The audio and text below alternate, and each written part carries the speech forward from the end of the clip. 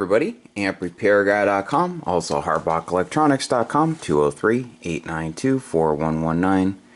We have another early Ameritron Al811 here.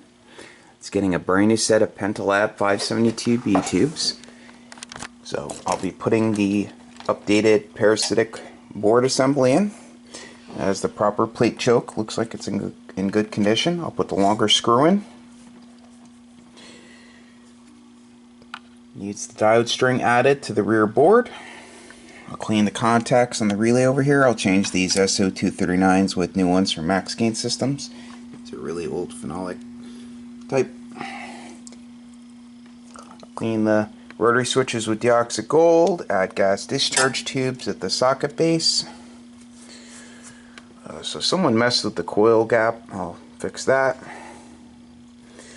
Meter protection diode and go through the rest of it. So I'll be back. See you guys very soon. Stay tuned. Please like, share, and subscribe. I'd really appreciate it. Also needs the bias modification. Almost forgot to mention that. See you guys soon. So I'm all done with the Ameritron Al811. I'll go over everything I did real quick. Compress the coil. Meter protection diode's okay. Did the bias modification. Touched up on solder joints and tightened hardware. Put the new style parasitic board in. It had the old parasitic assembly in there. I resecured the windings at the top. They were coming unraveled, so I put some super glue on them. Added gas discharge tubes to the base of one of the sockets. All three filaments are in parallel, so you only need one per side of the filament. Added the string of diodes to the board in the back and cut the trace. Place the So-239 connectors with brand new ones from Max Gain Systems. Clean the input rotary switch with deoxit gold. Clean the output rotary switch / band switch with deoxit gold. And tweaked a few of the input slugs for the input coils. And that's about it.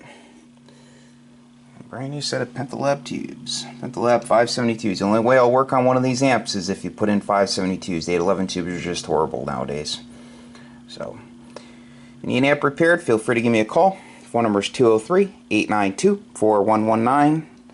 Website's amprepairguy.com, and the other site is hardbackelectronics.com. I have the shipping instructions on my website, amprepairguy.com. If you meet those conditions, you want to send the amp in, feel free to send it in and just text me the tracking.